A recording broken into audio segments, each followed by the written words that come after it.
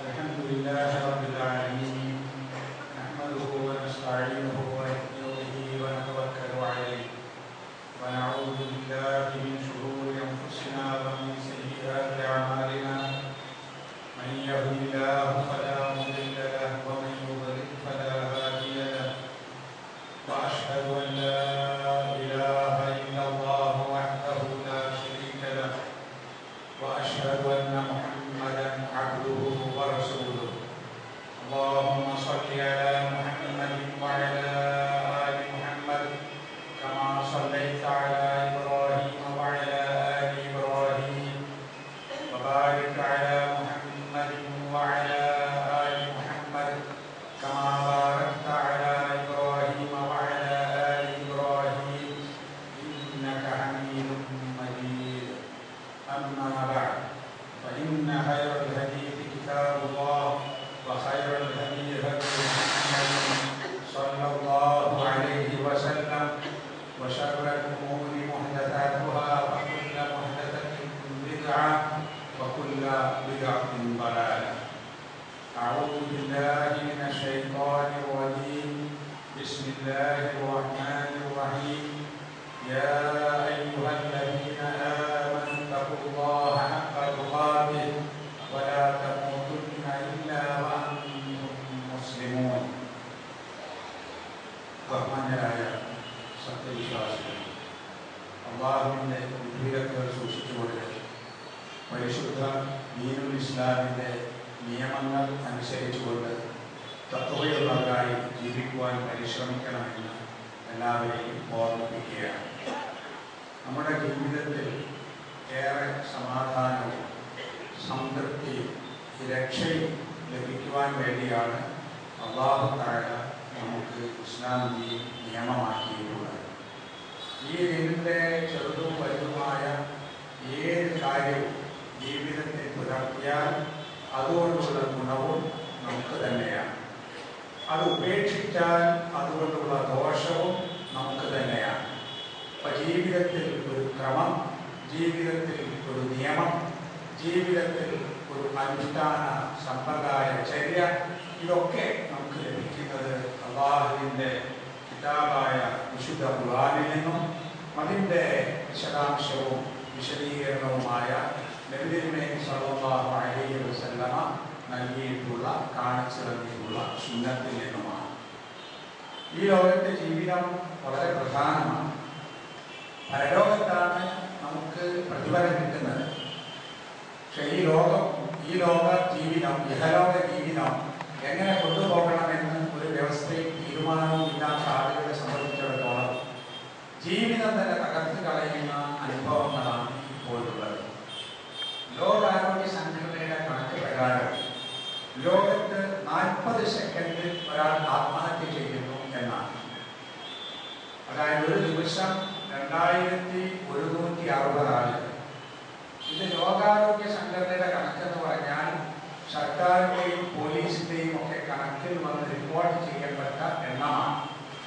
ഒരു ദിവസം 2160 ആളുകൾ ഈ ലോകത്ത് ആത്മഹത്യ ചെയ്യുന്നു. വേറെ രൂപത്തിൽ പറഞ്ഞാൽ ഒരു സെക്കൻഡിൽ 40 ആളുകൾ ആത്മഹത്യ ചെയ്യുന്നു എന്ന്.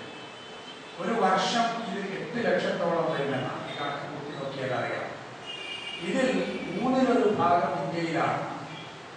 2,50,075 പേർ ആണ് കഴിഞ്ഞ വർഷം ഇന്ത്യയിൽ ആത്മഹത്യ ചെയ്ത കണക്കിൽപ്പെടാത്തത് എത്രയോ ഉണ്ടാകും.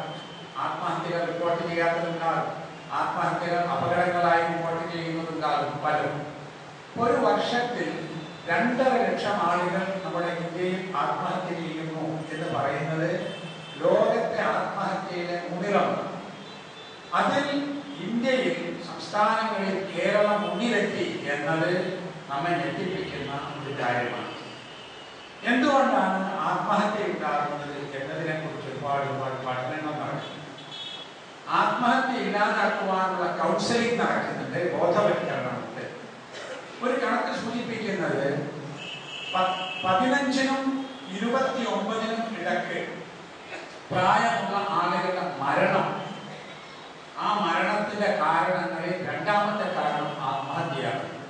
15-നും 29-നും ഇടയ്ക്ക് പ്രായമുള്ള യുവതി യുവാക്കൾ. അവർ മരിക്കുന്നത് സ്വാഭാവിക മരണം, അസുഖം, അപകടം ഒക്കെ ഉണ്ടായിരുന്നു. രണ്ടാമത്തെ കാരണം ആത്മഹത്യയാണ് എന്നാണ്. അവർ വലിയ സംഭവമായിട്ടാണ്, വലിയൊരു പ്രതിഭാസമായിട്ടാണ് ആത്മഹത്യ ഉയർന്നു വരുന്നത്. അതിൽ പറയുന്ന ഈ പഠനത്തിൽ പറയുന്ന ഒരു കാര്യം 90% ആത്മഹത്യകൾ മാനസിക സംഘർഷം മൂലം ഉണ്ടാകുന്നു എന്നാണ്. മാനസിക സംഘർഷത്തിന്റെ കാരണം ജീവിതത്തിൽ ഉണ്ടാകുന്ന പ്രയാസങ്ങളും ആഗ്രഹങ്ങൾ പൂർത്തീകരിക്കാത്തതും ജീവിതത്തിലെ പ്രതിസന്ധികളെ തരണം ചെയ്യാൻ മാനസികമായി ഒരു സന്നദ്ധതയില്ലാത്തതുമാണ് എന്നാണ്. അപ്പൊ നമ്മൾ കുറെ കണക്കുകൾ കേൾക്കുന്നു, കുറെ അനുഭവങ്ങൾ അറിയുന്നു. ഇതിൽ എന്താണ് പരിഹാരം എന്നതാണ് ആലോചിക്കേണ്ടത്. ഈ പഠനം തന്നെ പറയുന്നത് ലോകത്ത് വിവിധ രാജ്യങ്ങളും വിവിധ സമൂഹങ്ങളും ആത്മഹത്യ നടത്തുന്ന പ്രദേശങ്ങളെ കുറിച്ച് പഠനം നടത്തിയത് യൂറോപ്പിലെയും മറ്റ് പടിഞ്ഞാറൻ രാജ്യങ്ങളിലെയും അതുപോലെ തന്നെ ജപ്പാൻ, കൊറിയ തുടങ്ങിയ പ്രദേശങ്ങളിലും ചില ആഫ്രിക്കൻ രാജ്യങ്ങളിലും ഇത് വളരെ കൂടുതലായിട്ട് ആത്മഹത്യ എന്നാണ്. സാമുദായികമായി നടത്തിയ പഠനത്തിൽ പറയുന്നത് മുസ്ലിം വിഭാഗങ്ങളിലും ക്രൈസ്തവരിൽ കത്തോലിക്ക വിഭാഗങ്ങളിലും ആത്മഹത്യ ആപേക്ഷികമായി കുറവാണ് എന്നാണ്. ഇത് സൂചിപ്പിക്കുന്നത് മനസ്സംഘർഷം ഉണ്ടാകുമ്പോൾ ആത്മഹത്യയിലേക്ക് നീങ്ങാതെ പിടിച്ചു നിൽക്കാനുള്ള എന്തോ ഒന്ന് ഇത് കുറവാണ് എന്ന് പറയുന്ന സമൂഹങ്ങൾ കിട്ടുന്നു എന്നാണ്. ആ കിട്ടുന്നത് വിശ്വാസത്തിന്റെ ശക്തിയിലുള്ള ഒരു നിലപാടാണ്. ആത്മഹത്യയെ കുറിച്ച് മുസ്ലിങ്ങൾക്ക് ഒരു നിലപാട്, ആത്മഹത്യ, കൊലപാതകം തുടങ്ങിയ കാര്യങ്ങൾ കുറ്റകരമാണ്. എന്താണ് ഇത് കുറ്റമാവാനുള്ള കാരണം? ജീവൻ നൽകിയത് നമ്മളല്ല, ജീവൻ അല്ലാഹു നൽകിയതാണ്, അല്ലാഹുവിന്റെ ദാനമാണ്. ഈ ജീവൻ എന്തിനാണ്, നമ്മുടെ ജീവിതം എന്തിനാണ് എന്നത് അല്ലാഹു കൽപ്പിച്ചതുമാണ്. അതുകൊണ്ട് തന്നെ ഒരാൾക്ക് മറ്റൊരാളെ കൊല്ലുവാനോ ഒരാൾക്ക് അവനെ തന്നെ കൊലപ്പെടുത്തുവാനോ അവകാശം ഇല്ലാത്തതാണ്. കൊലക്കുറ്റം ഗുരുതരമായ ഒരു കുറ്റമായി ഖുർആൻ പറഞ്ഞിട്ടുണ്ട്, ഹദീസുകളിലും വന്നിട്ടുണ്ട്. ആത്മഹത്യയും അങ്ങനെ തന്നെ. ആത്മഹത്യ ചെയ്ത ആളെ കുറിച്ച് ഒരായുധം കൊണ്ട് സ്വയം ആത്മഹത്യ ചെയ്താൽ, മലമുകളിൽ നിന്ന് എടുത്തു ചാടി സ്വയം ആത്മഹത്യ ചെയ്താൽ അവൻ അതിൽ ശാശ്വതമായി അവൻ നരകത്തിൽ കടക്കേണ്ടി വരും, പ്രവേശിക്കേണ്ടി വരും, അതിൽ കഴിയേണ്ടി വരും എന്ന് ഹദീസിൽ പറയുന്നു.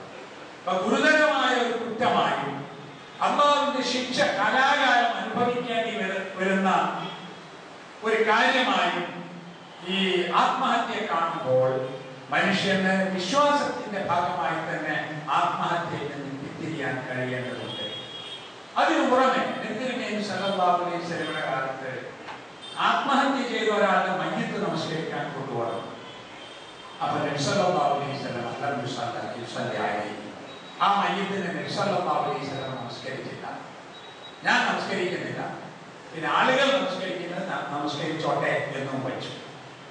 ഇത് സൂചിപ്പിക്കുന്നത് നബി സല്ലല്ലാഹു അലൈഹി വസല്ലമയ്ക്ക് ഈ പ്രവൃത്തി ചെയ്തവനോടുള്ള അങ്ങേയറ്റത്തെ ശക്തമായ ഒരു നിലപാട് ഉണ്ടായിരുന്നു എന്നാണ്. എന്നാൽ ഞാൻ പറഞ്ഞല്ലോ, 90% ആത്മഹത്യയുടെ കാരണം മനസ്സംഘർഷമാണ് എന്ന് പറയുമ്പോൾ മാനസിക നിലവാരം തെറ്റിയിട്ടുള്ള വ്യക്തി അവരെ സംബന്ധിച്ചിടത്തോളം ഒരു രോഗി എന്ന പരിഗണനയുണ്ട് എന്നത് കൊണ്ടായിരിക്കാം നബി സല്ലല്ലാഹു അലൈഹി വസല്ലം മറ്റുള്ളവർ നമസ്കരിക്കുന്നത് തടയാതിരുന്നത്. അല്ലാഹു തആല ഒരു പക്ഷേ അദ്ദേഹത്തിന് പുറത്തു കൊടുക്കാം. അദ്ദേഹത്തിന്റെ മാനസിക നിലപാട് പരിഗണിച്ചുകൊണ്ട് അല്ലാഹു ആ കുറ്റം മാപ്പ് ചെയ്യാം. അത് വേറെ ഒരു വിഷയമായി നാം മനസ്സിലാക്കേണ്ടതാണ്. മാനസിക സംഘർഷം ഉണ്ടാകുന്നത് എന്തുകൊണ്ടാണ് നമ്മൾ പഠിക്കണം. ഖുർആനിലുണ്ട്, അലാ ബിദിക്രില്ലാഹി തത്മഇന്നുൽ ഖുലൂബ്, അറിയുക അല്ലാഹുവിനെ സ്മരിക്കുന്നത് കൊണ്ട് മനസ്സമാധാനം ഉണ്ടാകും. അല അറിഞ്ഞുകൊള്ളുക, ബിദിക്രില്ലാഹ് അല്ലാഹുവിനെ സ്മരിക്കുന്നത് കൊണ്ട് തത്മഇന്നുൽ ഖുലൂബ്, ഹൃദയങ്ങൾക്ക് ശാന്തി ഉണ്ടാകും, സമാധാനം ഉണ്ടാകും. അപ്പൊ നമ്മൾ അല്ലാഹുവുമായുള്ള ബന്ധം ശക്തിപ്പെടുത്തിയാൽ നമ്മുടെ മനസ്സിന് സമാധാനം കിട്ടും. നമ്മുടെ മനസ്സിന് സമാധാനം കിട്ടിയാൽ നമ്മുടെ ജീവിതത്തിൽ നമുക്ക് സമാധാനം ഉണ്ടാകും. അങ്ങനെ വെപ്രാളപ്പെടാതെ ഉത്കണ്ഠപ്പെടാതെ അല്ലാഹുവിനെ വിശ്വസിച്ച് ജീവിതത്തിന്റെ പ്രയാസങ്ങളെയും ദുരിതങ്ങളെയും നേരിടാനുള്ള ആത്മഹത്യയും ലഭിക്കും. ഖുർആനിൽ നല്ല മനുഷ്യർ മരണപ്പെടുന്ന നേരത്ത് അവർക്കുള്ള ആശ്വാസവചനമായി പറഞ്ഞ ഒരു കാര്യം, യാ അയ്യത്തുഹൻ നഫ്സുൽ മുത്മഇന്ന ഇർജിഇ ഇലാ ഇബാദി ഫർജിഇ ഇലാ ഇബാദി ഇർജിഇ ഇലാ റബ്ബിക റാദിയതൻ മർദിയ ഫദ്ഖുലി ഫീ ഇബാദി വദ്ഖുലി ജന്നതി. എൻ്റെ അടിമകളെ, മുത്മഇന്നായ അടിമകളെ, മുത്മഇന്നത്ത് എന്ന് പറഞ്ഞാൽ ശാന്തി, സമാധാനം പ്രാപിച്ച ആത്മാവേ, യാ അയ്യത്തുഹൻ നഫ്സുൽ മുത്മഇന്ന, സമാധാനം കൊണ്ട ആത്മാവേ, ശാന്തിയിൽ ജീവിച്ചു പോന്ന മനുഷ്യ, നീ നിന്റെ രക്ഷിതാവിലേക്ക് തിരിച്ചു വരും. നീ നിന്റെ രക്ഷിതാവിലേക്ക് തിരിച്ചു വരുന്നത് റാദിയതൻ മർദിയതൻ. നീ നിന്റെ രക്ഷിതാവിനെ കുറിച്ച് തൃപ്തിപ്പെട്ടു, നിന്റെ രക്ഷിതാവ് നിന്നെ കുറിച്ച് തൃപ്തിപ്പെട്ടുമുള്ള ഒരവസ്ഥയിൽ വാ. എന്നിട്ട് എന്റെ അടിമകളുടെ കൂട്ടത്തിലേക്ക് വരൂ, വദ്ഖുലി ജന്നതി, എന്റെ സ്വർഗത്തിലേക്ക് പ്രവേശിക്കൂ. അപ്പോ നല്ല മനുഷ്യരുടെ മരണസമയത്ത് അവർ നല്ല മനുഷ്യരുടെ കൂട്ടത്തിലേക്ക് വരാനുള്ള ഒരു സ്വാഗതം, സ്വർഗത്തിലേക്ക് വിളിച്ചുകൊണ്ടുള്ള ഒരു സ്വാഗതം മാത്രമല്ല, ആ വരുന്ന ആത്മാവിനോട് തൃപ്തിപ്പെട്ട നിലക്കാണ് നീ വരുന്നത്, നിന്നെ പറ്റി നിന്റെ രക്ഷിതാവ് തൃപ്തിയാണ് എന്ന് പറയുന്നു. ആ ആത്മാവിന്റെ വിശേഷണം നഫ്സുൽ മുത്മഇന്ന എന്നാണ്, സമാധാനം കൊണ്ട ആത്മാവ് എന്നതാണ്. ഇപ്പൊ സ്വസ്ഥതയും സമാധാനവും ഈമാനിന്റെ ഭാഗമായി ശീലമാക്കേണ്ടതാണ് നമ്മൾ എന്ന് ചുരുക്കം. കുറ്റകൃത്യങ്ങൾ ചെയ്തു പോയ ആളുകളെ കുറിച്ച് ഖുർആൻ പറയുന്നുണ്ട്, യാ അയ്യുഹല്ലദീന അസ്റഫു അലാ അൻഫുസിഹിം, സ്വന്തം ശരീരത്തോട് അമിതം പ്രവർത്തിച്ചു പോയ ആളുകളെ വിളിച്ചുകൊണ്ട് അല്ലാഹ് പറയുകയാണ്, ലാ തഖ്നതു മിൻ റഹ്മത്തില്ലാഹ്, അല്ലാഹുവിന്റെ കാരുണ്യത്തെ കുറിച്ച് നിങ്ങൾ നിരാശപ്പെടരുത്. ഇന്നല്ലാഹ യഗ്ഫിറു ദുനൂബ ജമീഅ, അല്ലാഹു എല്ലാ പാപവും പൊറുക്കുന്നവനാണ്. അപ്പൊ പടച്ചവനെ കുറിച്ച് ഒരു നിരാശയും വേണ്ട. പടച്ചവനോട് ഞാൻ പറഞ്ഞാൽ കേൾക്കുമോ? എന്റെ ദുആ അല്ലാഹ് സ്വീകരിക്കുമോ? എന്റെ കഷ്ടപ്പാടുകൾ അല്ലാഹു തീർത്തു തരുമോ? അതല്ല ഞാൻ ഇന്നും ഇങ്ങനെ ദുരിതം പേര് ജീവിക്കേണ്ടി വരുമോ? വൈദാ സഅലക ഇബാദി അന്നി ഫഇന്നി ഖരീബ് ഉജീബു ദഅവത ദാഇ ഇദാ ദഅാനി. അല്ലാഹുവിന്റെ ഒരു ആശ്വാസ വചനമാണ്. വൈദാ സഅലക ഇബാദി അന്നി, എന്നെ കുറിച്ച് എന്റെ അടിമകൾ നിന്നോട് ചോദിച്ചാൽ, നബി സല്ലല്ലാഹു അലൈഹി വസല്ലം പറയുകയാണ്, അല്ലാഹു പ്രവാചകൻ, എന്നെ കുറിച്ച് എന്റെ അടിമകൾ നിന്നോട് ചോദിച്ചാൽ നീ പറയേണ്ടത് ഫഇന്നി ഖരീബുൻ, ഞാൻ അടുത്തുള്ളവനാണ്. അല്ലാഹു നമ്മോട് അടുത്താണുള്ളത്. അതുകൊണ്ട് ഉജീബു ദഅവത ദാഇ ഇദാ ദഅാനി, എന്നോട് വിളിച്ചു പ്രാർത്ഥിക്കുന്നവന്റെ ഉത്തരം അവന് ഞാൻ ഉത്തരം ചെയ്യും. ഞാൻ വളരെ അടുത്തുള്ളവനാണ്, എന്നെ വിളിച്ചു പ്രാർത്ഥിച്ചാൽ ഞാൻ അവന് ഉത്തരം ചെയ്യും.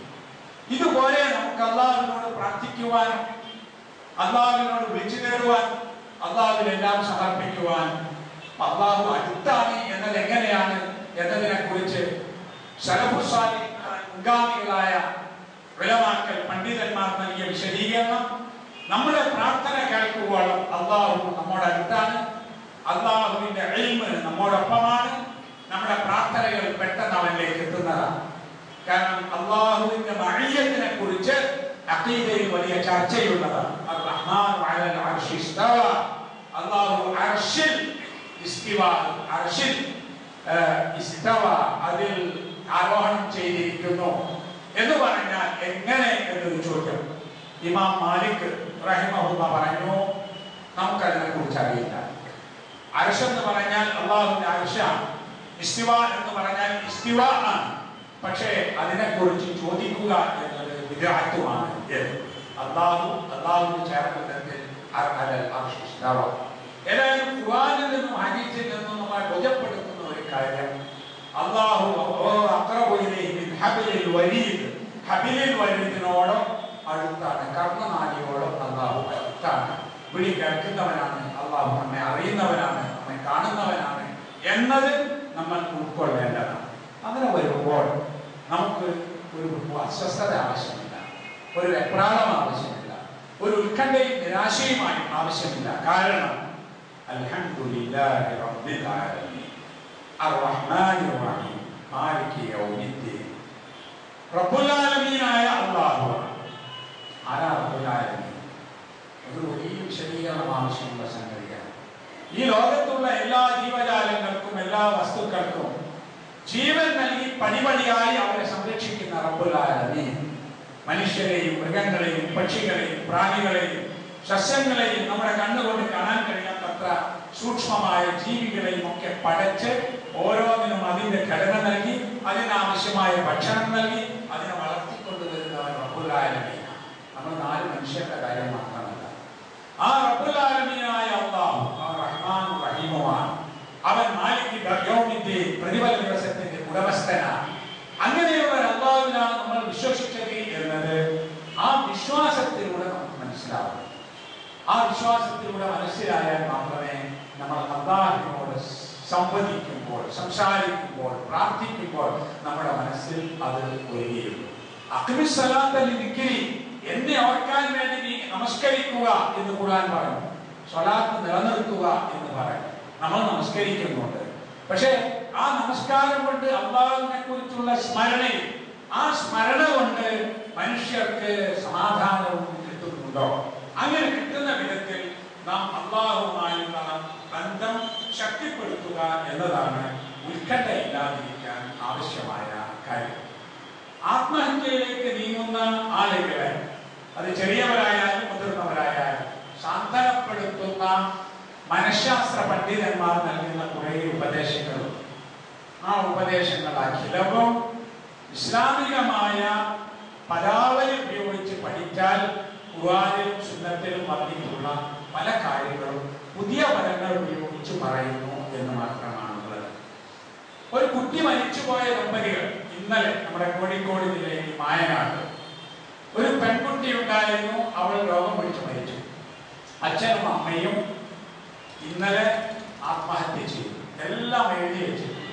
ഞങ്ങളെ ജീവിച്ചിട്ടത് കാര്യം, മകൾ മരിച്ചുപോയി, ഞങ്ങളുടെ മരണത്തിന് ആരും ഉത്തരവാദിയല്ല, ഞങ്ങളുടെ ഈ വീട് വേറെ രാഷ്ട്രീയമാണോ ആർക്കാ കൊടുക്കണം, ഇതിലാരും ചോദ്യം ചെയ്യരുത്, മരിച്ചു, അങ്ങനെ ആത്മഹത്യ ചെയ്തു. ചില ആളുകൾ ആഗ്രഹിച്ചത് നടക്കാതിരിക്കുമ്പോൾ ആത്മഹത്യ ചെയ്തു. ഉദാഹരണം, ഒരു ബിസിനസ് കെട്ടിപ്പടുത്ത് കൊണ്ടുപോകാൻ ഇടയ്ക്ക് തകർന്നുപോയി, ഇനി ജീവിച്ചിട്ടത് കാര്യം എന്ന് വിചാരിച്ചു ആത്മഹത്യ. ഒരു സ്ത്രീയെ വിവാഹം ചെയ്യാൻ, അല്ലെങ്കിൽ ഒരു സ്ത്രീ ഒരു പുരുഷനെ വിവാഹം ചെയ്യാൻ ആഗ്രഹിച്ചു. അത് പറഞ്ഞു, ശ്രമിച്ചു നോക്കി, നടക്കാതെയായപ്പോൾ രണ്ടുപേരും കൂടി ചാടിപ്പോയി. എന്നിട്ട് കടലിൽ ചാടി, ട്രെയിനിൽ ചാടി, വിഷം കഴിച്ചു, ഒക്കെ മരിച്ചു.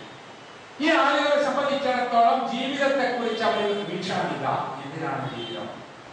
എന്താണ് എന്റെ ജീവിതം കൊണ്ട് ഞാൻ ചെയ്യാനുള്ളത്? ആരാണ് എനിക്ക് ജീവൻ നൽകിയത്? ഇതൊക്കെ ആ സമയത്ത് ഇല്ലാതെയായി പോകും. അതോടുകൂടി ജീവിതം തരും.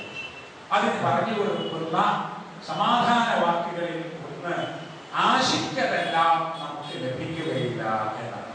നമ്പർ 1 അതാണ്. നമ്മൾ മനസ്സിലാക്കണം, നമ്മുടെ മക്കൾ മനസ്സിലാക്കണം, പുരുഷന്മാർ മനസ്സിലാക്കണം, സ്ത്രീകൾ മനസ്സിലാക്കണം, യുവതീ യുവാക്കൾ മനസ്സിലാക്കണം, ഉന്നതന്മാർ, താഴ്ന്നവർ, പണക്കാർ, പാവങ്ങൾ എല്ലാവരും മനസ്സിലാക്കണം. നമ്മളെല്ലാം ആഗ്രഹിച്ചത് എല്ലാം നടക്കുകയില്ല. എന്തെങ്കിലും പണിയുണ്ടായിരുന്നു. നമ്മൾ ആഗ്രഹിക്കുന്നു, ഹലാലായ നിലയ്ക്ക് പണിയെടുക്കുന്നു, അല്ലാഹുവിനോട് ദുആ ചെയ്യുന്നു, അല്ലാഹു തആല അവൻ ഇച്ഛിച്ചത് തരുന്നു. അല്ലാഹുമ്മ ലാ മാനിഅ ലിമാ അഅതൈത വലാ മുഅതിയ ലിമാ മനഅത. അല്ലാഹുവേ, നീ തന്നതിനെ തടയാൻ ആളില്ല, അല്ലാഹുവേ നീ തടഞ്ഞതിനെ തരാനും ആളില്ല. പടച്ചവൻ തന്നത് കിട്ടും, പടച്ചവൻ നമ്മിൽ നിന്ന് എടുത്തത് നഷ്ടപ്പെടും. മക്കൾ മരിക്കും, മാതാപിതാക്കൾ മരിക്കും, ഭാര്യ മരിക്കും, ഭർത്താവ് മരിക്കും, അനുജൻ മരിക്കും, ജ്യേഷ്ഠൻ മരിക്കും, പണം നഷ്ടപ്പെടും, കഷ്ടപ്പാടുകൾ പലതും സംഭവിക്കും. അങ്ങനെയൊക്കെ സംഭവിച്ചാലും ഉറച്ചു നിൽക്കേണ്ടത് അല്ലാഹുമ്മ ലാ മാനിഅ ലിമാ അഅതൈത വലാ മുഅതിയ ലിമാ മനഅത. പടച്ചവനെ, നീ തന്നതിനെ തടയാനോ നീ തടഞ്ഞതിനെ തരാനോ ആരുമില്ല. ഇത് വിശ്വാസികൾക്ക് ഈമാനിന്റെ ഭാഗമായുള്ള വിശ്വാസമാണ്. ഖദറിലും ഖദായിലും വിശ്വസിക്കുക എന്ന് ഹദീസിന്റെ അടിസ്ഥാനത്തിൽ നമുക്ക് മനസ്സിലാക്കാം. അത് നമ്മൾ മോഡേൺ ടെർമിനോളജി, പുതിയ പ്രയോഗത്തിൽ ആളുകൾക്ക് പറഞ്ഞു കൊടുക്കുക, അതൊരു സോഷ്യോളജിക്കൽ കാര്യം എന്ന നിലയിൽ സാമൂഹ്യ ശാസ്ത്രപരമായി നോക്കിയാൽ മനുഷ്യർക്ക് അവർ ആഗ്രഹിച്ചതൊക്കെ കിട്ടില്ല. അപ്പോൾ പ്രകൃതിപരമായി അങ്ങനെയാണ്. എന്നിട്ടോ പ്രകൃതിപരമുള്ളത് വിശ്വാസത്തിന്റെയും ഈമാനിന്റെയും യഖീനിന്റെയും തവക്കുലിന്റെയും സബറിന്റെയും പേരിൽ നമ്മളത് പഠിപ്പിച്ചെടുത്താൽ ഇതെന്റെ അഖീദയാണെന്ന നിലക്ക് ഈ കഷ്ടപ്പാടുകളെയും വിഷമങ്ങളെയും നേരിടാനുള്ള താക്കത്ത് ഖുവ്വത്ത് മനുഷ്യന് കിട്ടും എന്നത് ഉറപ്പാണ്. രണ്ടാമത്തെ വിഷയം, മനുഷ്യ ജീവിതത്തിൽ പല അനുഭവങ്ങളും ഉണ്ടാകുമെന്ന യാഥാർത്ഥ്യത്തെ അംഗീകരിക്കലാണ്. അപ്പോ ഒരു വിഷമവും അനുഭവിക്കാതെ ജീവിച്ചു പോകുന്ന ആൾ അവിചാരിതമായ വിഷമം ഉണ്ടാകും. അപ്പൊ ജീവിതം എന്ന് പറയുന്നത് സുഖ ദുഃഖ സമ്മിശ്രമാണ് എന്നറിയണം. സുഖവും ഉണ്ടാകും, ദുഃഖവും ഉണ്ടാകും, പ്രയാസമുണ്ടാകും, എളുപ്പമുണ്ടാകും. അപ്പൊ നമ്മൾ എന്ത് ചെയ്യും?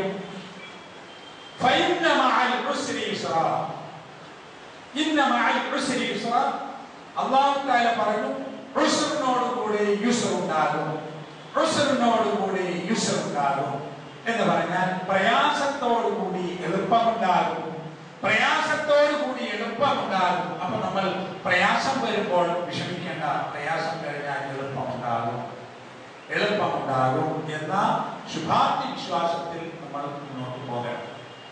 ദുആയെ സംബന്ധിച്ച് പറഞ്ഞിട്ടുണ്ട്. നമ്മൾ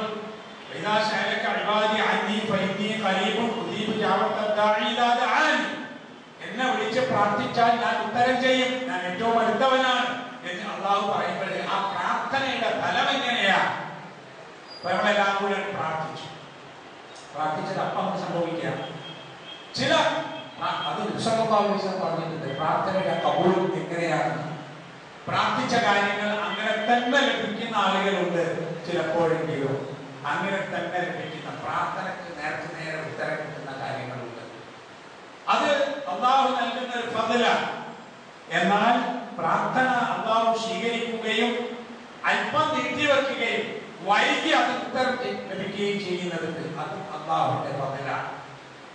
എന്നാൽ അല്ലാഹു തആല നാം പ്രാർത്ഥിച്ച പല പ്രാർത്ഥനകളും സ്വീകരിക്കാത്തതും നമുക്കതിന് നാം വിചാരിച്ച പോലെ ഉത്തരം കിട്ടാത്തതുമുണ്ട്. എന്നാൽ അതുകൊണ്ടും പലപ്പോഴും ഹൈർ വന്ന അനുഭവവുമുണ്ട്.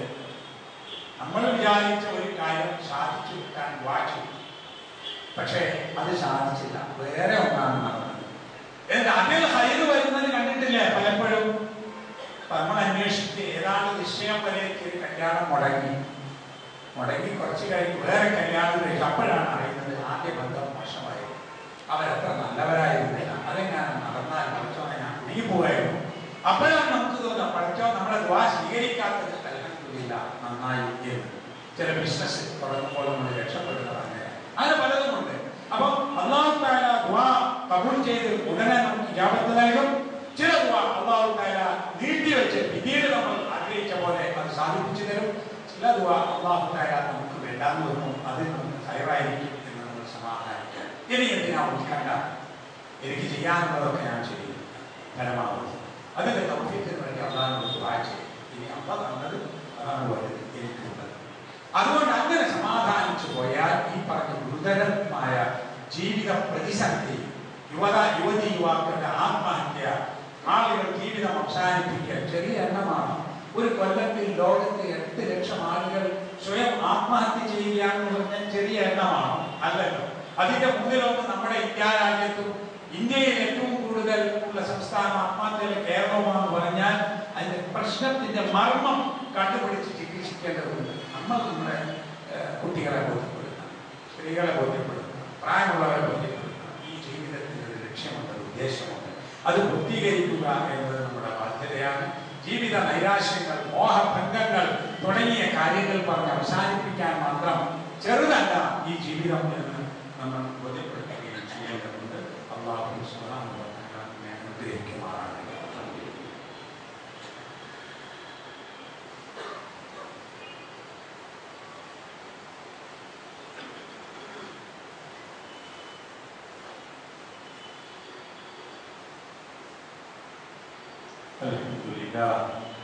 الحمد لله رب العالمين والعاقبة للمتقين وصلى الله على نبيه الكريم وعلى آله وصحبه أجمعين. اتقوا الله عباد الله. അല്ലാഹുവിന്റെ വിധിവിലക്കുകൾ സൂക്ഷിക്കണമെന്ന് ഉണർത്തുകയാണ്. മാനസിക സംഘർഷമാണ്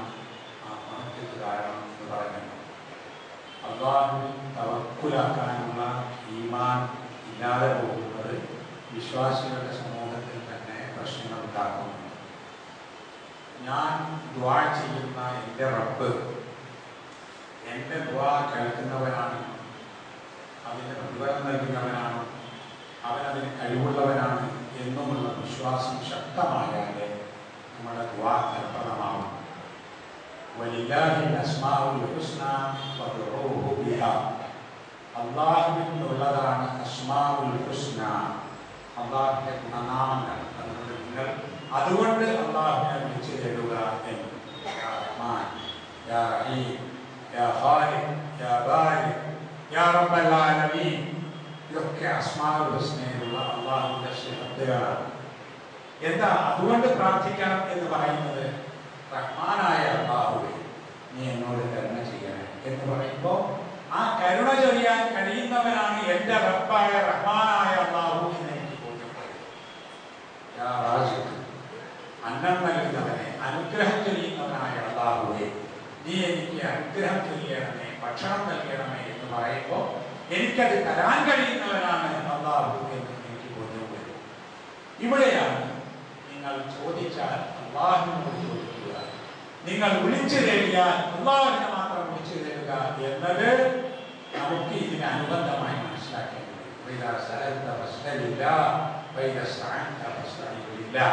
നീ ചോദിച്ചാൽ അല്ലാഹുവോട് ചോദിക്കും, നീ സഹായം തേടിയാൽ അല്ലാഹുവിനോട് സഹായം തേടുക.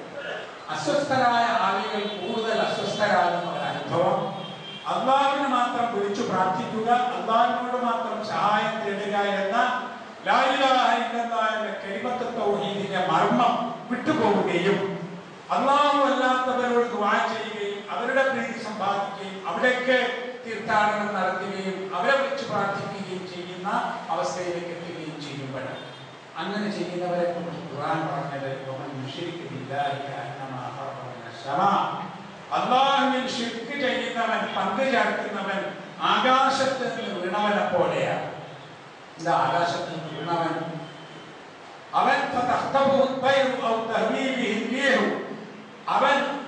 അവനെ പക്ഷികൾ കൊത്തിവലിച്ചു കൊണ്ടുപോകും, അല്ലെങ്കിൽ കാറ്റ് അവനെ ഏതെങ്കിലും അഗാധ ഗർത്തത്തിൽ കൊണ്ട് തള്ളും. ഒരു പിടുത്തം ഉണ്ടായിരുന്നു, ആ പിടുത്തം വിട്ടുപോയി. ഇനി ഭൂമിയിലേക്ക് എത്താൻ, താഴേക്ക് വീഴാൻ പോകുമ്പോൾ കഴുകന്മാർ പക്ഷികൾ കൊത്തുവലിച്ചു കൊണ്ടുപോകും. ഏതെങ്കിലും കൊടുങ്കാറ്റിൽപ്പെട്ട് അഗാധ ഗർത്തങ്ങളിൽ പോയി തകർന്നു പോകും. ഇതല്ലേ ഇന്ന് അല്ലാഹുവിൽ നിന്ന് പിടുത്തം വിട്ടുപോയ ആളുകൾക്ക് സംഭവിക്കുന്നത്? അല്ലാഹുവിനോട് ദുആ ചെയ്യാൻ ഒരു നയാ പൈസയും ആർക്കും കൊടുക്കണ്ട, നേരിട്ട് അല്ലാഹുവിനോട് ദുആ ചെയ്യണം. കാരണം അല്ലാഹു അൻതുമുൽ ഫുഖറാ മിനല്ലാഹ് വല്ലാഹു ഹുവൽ ഗനിയ്യുൽ ഹമീദ്. ജനങ്ങളെ, നിങ്ങളൊക്കെ ഫഖീറന്മാരാണ് അല്ലാഹുവിലേക്ക്, അല്ലാഹുവിന്റെ സഹായം ആവശ്യമുള്ള പാവങ്ങൾ. അല്ലാഹുവാണ് ഗനി, ഐശ്വര്യവാൻ. അല്ലാഹുവാണ് ഹമീദ്, സ്തുത്യർഹൻ. അപ്പോ ഇപ്പൊ വരുന്നത് എന്താന്ന് വെച്ചാൽ നിങ്ങളുടെ പ്രയാസം തീർക്കാൻ, നിങ്ങളുടെ കഷ്ടപ്പാട് തീർക്കാൻ, നിങ്ങൾക്ക് കുഞ്ഞുങ്ങൾ ഉണ്ടാകാൻ, ബിസിനസ്സിൽ മെച്ചമുണ്ടാകാൻ, പരീക്ഷ പാസ്സാവാൻ എന്നൊക്കെ പറഞ്ഞ് പത്രപരസ്യം വരെ വരുന്നു. ആത്മീയ കേന്ദ്രങ്ങളുടെയും സിദ്ധന്മാരുടെയും ദിവ്യന്മാരുടെയും അവരൊക്കെ പണം ചോദിക്കും. ഓരോന്നിനും ഇത്ര പണം, ഇത്ര പണം, ഇത്ര പണം. അല്ലാഹ് ഇതൊക്കെ ചെയ്തു തരാൻ പണം ആവശ്യമുണ്ട്. ഇത് അല്ലാഹുവിന് പണം ആവശ്യമില്ല. അല്ലാഹു മനുഷ്യരുടെ കരുണയുള്ള ഗനിയായ, അസീസായ, ഹമീദായ അല്ലാഹുവാണ്. അതാണ് ഒരു കാര്യം. മറ്റൊരു സംഗതി, മനുഷ്യൻ അങ്കലാപ്പിലാകുന്നത് എവിടെ പറഞ്ഞാൽ പൂർത്തിയാകും എന്നറിയാതെ കറങ്ങി നടക്കേണ്ടി വരുന്നു. അല്ലാഹു അല്ലാത്തവരോട് ദുആ ചെയ്ത് ശീലിച്ച മനുഷ്യർ അത്തരം കേന്ദ്രങ്ങളിലേക്ക് തീർത്ഥാടനം നടത്തുകയും നേർച്ച വഴിപാടുകൾ നടത്തുന്ന ആളുകൾ ഒരു സ്ഥലത്ത് പോയി കർമ്മം ചെയ്ത് ശരിയായില്ലെങ്കിൽ മറ്റൊരു സ്ഥലത്ത് പോകും, അവിടെ ശരിയായില്ലെങ്കിൽ മൂന്നാമൊരു സ്ഥലത്ത് പോകും. ആയുഷ്കാലം മുഴുവനും ഒരിടത്ത് നിന്ന് മറ്റൊരിടത്തേക്ക്, അവിടെ നിന്ന് മറ്റൊരിടത്തേക്ക്, എന്നിട്ട് ജാതി മത വിശ്വാസ വ്യത്യാസമില്ലാതെ ആളുകൾ ഇത്തരം കേന്ദ്രങ്ങളിൽ ഒരുമിച്ച് കൂടും. അവർ അവസാനം വരെയും എത്ര കാലം ഇങ്ങനെ യാത്ര ചെയ്താലും അവർക്ക് അല്ലാഹുവിന്റെ അനുഗ്രഹം ലഭിക്കുകയില്ല എന്ന് മാത്രമല്ല, അല്ലാഹുവിനോട് മാത്രം ചെയ്യേണ്ട ദുആ, ഇസ്തിഗാസ, ഇസ്തിആന തുടങ്ങിയ അമലുകൾ അല്ലാഹു അല്ലാത്തവർക്ക് സമർപ്പിച്ചതിന് കുറ്റം കിട്ടും. കാലാകാലം നരകത്തിൽ കിടക്കേണ്ട ശിർക്ക് ചെയ്തതിന്റെ അനുഭവവും അവർക്കുണ്ടാകും. അപ്പൊ നമ്മൾ സ്വസ്ഥരായിരിക്കുക, ഒരങ്കലാപ്പും ഇല്ലാതിരിക്കുക. ഒരു ഉത്കണ്ഠയും വേണ്ട. ഞാൻ പറഞ്ഞത് എന്റെ റബ്ബിനോടാണ്. അവൻ കഴിവുള്ളവനാണ്, കാണുന്നവനും കേൾക്കുന്നവനുമാണ്, റബ്ബുൽ ആലമീനാണ് എന്ന നിലയിൽ യഖീനോട് കൂടി നിന്നാൽ ഒരങ്കലാപ്പും വേണ്ട. ജീവിതം അങ്ങനെ നശിപ്പിച്ചു കളയേണ്ട, ആത്മഹത്യയിലേക്ക് നീങ്ങണ്ട എന്ന് നമ്മൾ പഠിപ്പിച്ചെടുക്കണം. അതോടൊപ്പം ഈ ജീവിതം വളരെ ചെറുതുമാണ്. അതുമായി വല്ലാത്തൊരു ഉത്കണ്ഠ ആവശ്യമില്ല. പരലോകം വരാൻ അവിടെയാണ് വിചാരണ, അവിടെയാണ് എന്നെന്നുമുള്ള ജീവിതം, അവിടെയാണ് സ്വർഗം, അവിടെയാണ് നരകം. കാലാകാലം ജീവിക്കാൻ അവിടെയാണ്. ഇവിടെ 10 കൊല്ലം 20 കൊല്ലം 30 കൊല്ലം ഇത് അല്ല ജീവിതത്തിന്റെ വലിയ ഭാഗം എന്ന് മനസ്സിലാക്കി ഇതാൽ തീർന്നു. പ്രശ്നങ്ങളില്ല. കിടന്നാൽ അള്ളാഹുവിൽ ഏൽപ്പിച്ച് വിശ്വസിക്കുകയും രാത്രി കിടന്നാൽ വരും. അള്ളാഹു തന്നത് ആഹരിച്ച് അൽഹംദുലില്ലാഹ് എന്ന് പറയുമ്പോൾ സമാധാനം ഉണ്ടാകും. പടച്ചവൻ തന്ന കാര്യങ്ങൾ അനുഭവിക്കുമ്പോൾ അള്ളാഹുവിനോടുള്ള ശുക്ർ വർദ്ധിക്കും. അങ്ങനെ നമുക്ക് ആത്മഹത്യയില്ലാത്ത, ഉത്കണ്ഠയില്ലാത്ത, വെപ്രാളമില്ലാത്ത ഒരു സമൂഹം വളർത്തിയെടുക്കാൻ സാധിക്കും. അതിനുവേണ്ടി നമ്മൾ സ്വയം ഈമാൻ വർദ്ധിപ്പിക്കുക, സബറും യഖീനുമുള്ള ആളുകളായി തീരുക, തവക്കുലുണ്ടാവുക, എന്നിട്ട് അള്ളാഹുവിനോട് അടുക്കുക. അള്ളാഹു നമ്മെ എല്ലാവരെയും അനുഗ്രഹിക്കുമാറാകട്ടെ. റഹ്മാനായ അള്ളാഹുവേ, ഞങ്ങളിൽ നിന്ന് വന്നു പോകുന്ന പാപങ്ങളും കുറ്റങ്ങളും കൂടുതൽ ഈമാനും യഖീനും സബറും തവക്കലുമുള്ള വിശ്വാസതാര്യതയുള്ള സമൂഹമാക്കി നീ ഞങ്ങളെ വളർത്തരണേ. ഇസ്ലാം മുസ്ലിം സമൂഹം അനുഭവിക്കുന്ന പ്രയാസങ്ങളും കഷ്ടപ്പാടുകളും തരണം ചെയ്യാനുള്ള ഈമാൻ കരുത്തു തന്നെ സമുദായത്തെ നീ അനുഗ്രഹിക്കണമേ. അല്ലാഹുവേ, ഞങ്ങളിൽ നിന്ന് മരണപ്പെട്ടു പോയ ആളുകൾക്ക് നീ മഗ്ഫിറത്ത് നൽകി അനുഗ്രഹിക്കണം. അവരുടെ വിശാലമാക്കി കൊടുക്കണം. അവരുടെ പരലോകം പ്രകാശപൂരിതമാക്കി തീർക്കണമേ. അവരെ ഞങ്ങളെ ഈ സ്വർഗത്തിൽ ഒരുമിച്ച് കിട്ടണമേ. ഞങ്ങളോട് ദുആ ചെയ്യാൻ വേണ്ടി വസിയ്യത്ത് ചെയ്ത എല്ലാ ആളുകളെയും എല്ലാ സ്വാലിഹായ ഉദ്ദേശങ്ങളെയും അല്ലാഹുവേ നീ പൂർത്തീകരിച്ച് തരണമേ.